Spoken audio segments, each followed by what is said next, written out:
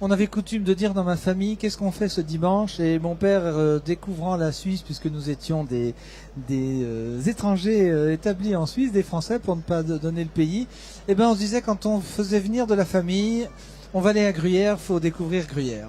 Voilà, ça c'est le souvenir familial. Bienvenue Antoinette Imbert. Merci. Il faut bien parler avec le micro Voilà. collé. D'accord, merci. Vous avez assisté à la prestation difficile là tout à l'heure de Rachel en reconnaissant le son d'un vrai Stradivarius. Je le dis maintenant parce que tout le monde est parti. On va parler de cette 15e édition, Fête du livre et du papier, 6 et 7 juillet 2013. Si j'ai cité l'anecdote de famille, c'est que c'est à portée de ici, Palexpo à Genève, une petite heure et demie, une petite heure trois quarts avec les radars maintenant, on va dire. Allez, Oui. hein, c'est jouable, c'est vraiment à portée de main. Si on part le matin, on arrive pile à l'heure. D'ailleurs, vous avez prévu de commencer toujours à 13h30. Merci de penser à ceux qui habitent loin de Gruyère. Parlez-nous de cette manifestation, Fête du livre et du papier, je précise. Voilà, donc ça sera la 15e édition. Cette petite ville de Gruyère connue internationalement. Le papier, le livre n'était pas vraiment nécessaire pour sa Pourquoi notoriété? pour sa grande notoriété. Oui, on s'arrête Mais plutôt en bas du château pour la mais double crème. Elle a changé complètement la vie de la cité. Effectivement, Madame Elisabeth Buty, il y a 15 ans, a créé cette fête du livre. Ça se passe où? Parce qu'on connaît Et ça Gruyère, se on sait qu'on passe, rentre. Il y a une grande rue moyenâgeuse. C'est où alors? Voilà, c'est dans toute la ville moyenâgeuse de Gruyère. Plusieurs endroits historiques sont utilisés pour les lectures. Cette année, il y aura plusieurs écrivains des éditions Campiche. Oui, on va saluer Bernard et les éditions Voilà. Campus. Je vais dire trois mots. C'est Anne Cuneo, écrivain, femme écrivaine de fétiche. Thierry Lutherbacher, le sacre de l'inutile. On l'avait reçu ici. Jacques Probst, Albert Tonessi. Enfin, il y a du très beau monde. Michel Buller, le musicien. C'est Alexandre Voisard, bien évidemment. Alors, c'est une pépinière d'auteurs suisses, ça. Ça sera vraiment une pépinière d'auteurs suisses. Et il y aura aussi des bouquinistes chevronnés, des gens qui ont comme vrai métier le livre. Il y aura des relieurs, il y aura des moments traditionnels, la chasse aux livres pour les enfants.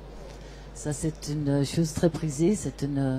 Et puis, il y aura également la spéciale dictée de Monsieur Vial, célèbre dictée de Monsieur Vial. Tenir une année, c'est à portée de tous. Tenir 2 ans, c'est à portée de tous. Tenir 15 ans, quelle est votre recette à Gruyère? Est-ce qu'on ose demander dans ce beau pays qui vous avez trouvé comme partenaire pour vous soutenir? Alors, comme je vous l'ai dit tout à l'heure, c'est Madame Elisabeth Buty qui est Non, je pensais la au sous, là. créatrice. Comment ça? Moi, je suis de retour en Suisse cette année. Je suis une amie du livre et j'ai travaillé dans les éditions. Donc, je suis très proche de tout ce qui se passe à ces niveaux-là et c'est pour ça que cette année, je suis un peu impliquée.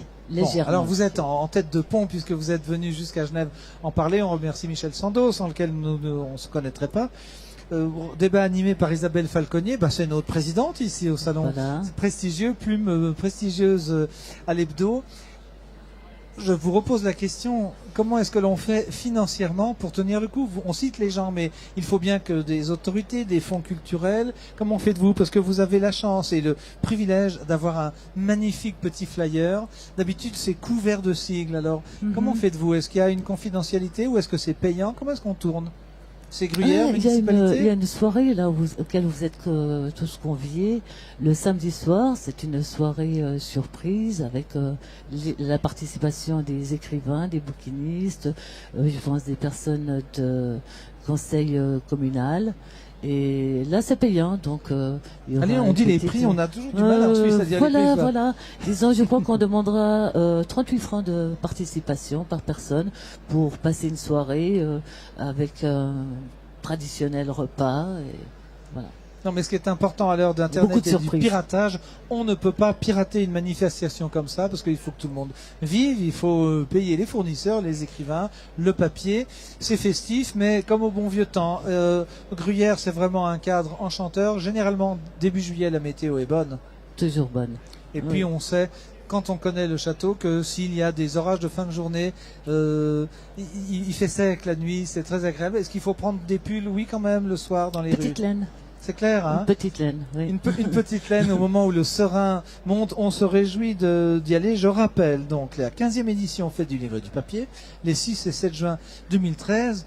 Pour ceux qui sont au bout du monde, Gruyère, vous atterrissez à Genève, vous prenez des trains. C'est vraiment très accessible. Voilà, très accessible. C'est un pays magnifique. On l'a connu aussi grâce à une fiction qui s'appelait Le Dernier Conte de Gruyère. C'était Voilà. Igal Nidam qui avait produit ce film d'un conte truculent qui avait claqué tous ses sous parce qu'il aimait la vie, les ripailles et peut-être la lecture. La lecture. Il faut rechercher tout ça. Merci Antoinette Merci. Imbert. Et puis on salue Jean-Dominique Imbert, le président, et l'association des amis de Bernard Campiche que l'on voit croiser à chaque Ceylan. Merci pour Merci. votre visite et puis merci Merci. à Michel Sandoz. Au revoir.